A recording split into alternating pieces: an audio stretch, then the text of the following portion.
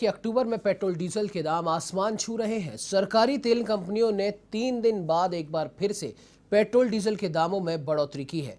राजधानी जयपुर की अगर बात करें तो डीजल की कीमत में 38 पैसे और पेट्रोल की कीमत में 37 पैसे प्रति लीटर का इजाफा हुआ है। इसके बाद जयपुर में 1 लीटर डीजल 103 रुपये 7 पैसे जबकि पेट्रोल 111 रुपये 91 पैसे प्रति लीटर की कीमत पर पहुंच गया है।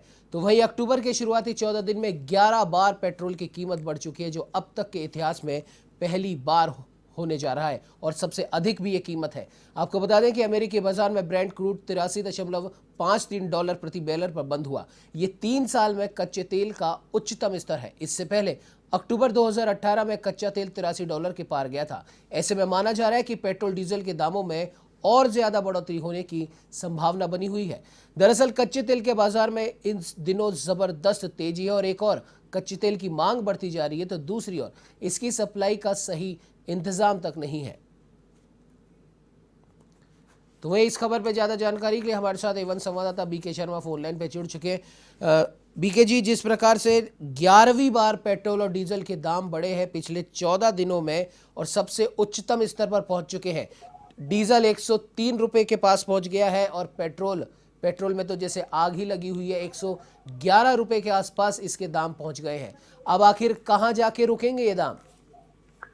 उमंग, ये अभी रुकने की बात करना तो बेमानी है, क्योंकि अभी कहीं से भी कोई ऐसे संकेत नहीं है जिनके आधार पर ये कहा जा सके कि पेट्रोल और डीजल के दाम रुकेंगे। क्योंकि अंतर्राष्ट्रीय बाजार में जो क्रूड ऑयल है उसके दाम लगातार बढ़ रहे हैं। आपने भी जिस तरह से बताया कि अमेरिका में जो ब्रेंट क्रूड है उसको दाम 83 डॉलर प्रति बैरल से ऊपर पहुंच चुके हैं और ये 2 हफ्ते में 3 डॉलर 3.5 डॉलर प्रति बैरल के आसपास और बढ़ गए हैं। इससे पहले ये 80 डॉलर प्रति बैरल के आसपास था। तो इसमें लगातार इजाफा हो रहा है, तो सीधी बात है कि पेट्रोल और डीजल के दाम तो बढ़ने ही हैं, क्योंकि यहाँ पर सरकार ने हमारे देश में 2017 में इसको ओपन ट्रेड किया था। ओपन ट्रेड का मतलब है कि जो रोजाना जिस तरह सोने चांदी या शेयर बाजार के भाव ऊपर नीचे होते हैं, उसी तरह अंतर्राष्ट्रीय बाजार में जो क्रूड ऑयल है, कच्चा तेल है, उसके दाम जिस तरह बढ़ेंगे और घटेंगे, तो उसी के आधार पर यहाँ पर पेट्रोल और डीजल की कीमतें तय होंगी। तो अभी अगर अंतर्राष्ट्रीय बाजार में तेजी की धारणा है तो पेट्रोल और डीजल के स्थानीय बाजार में भी बढ़ने की ही संभावना है। कोई ऐसा संकेत नहीं है जिसे कम हो सके।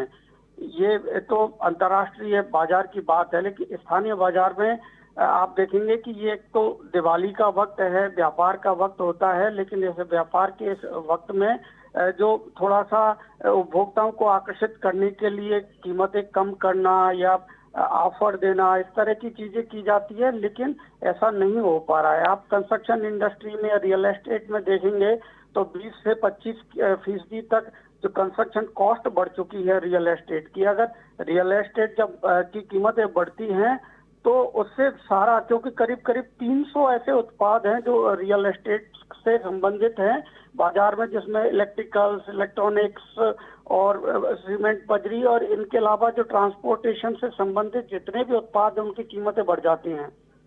तो एक ये पहलू है और दूसरा ये है कि वाहनों का इस्तेमाल ज्यादा से ज्यादा पिछले कोरोना के दौरान जो निजी वाहन है उनका इस्तेमाल ज्यादा किया है लोगों ने।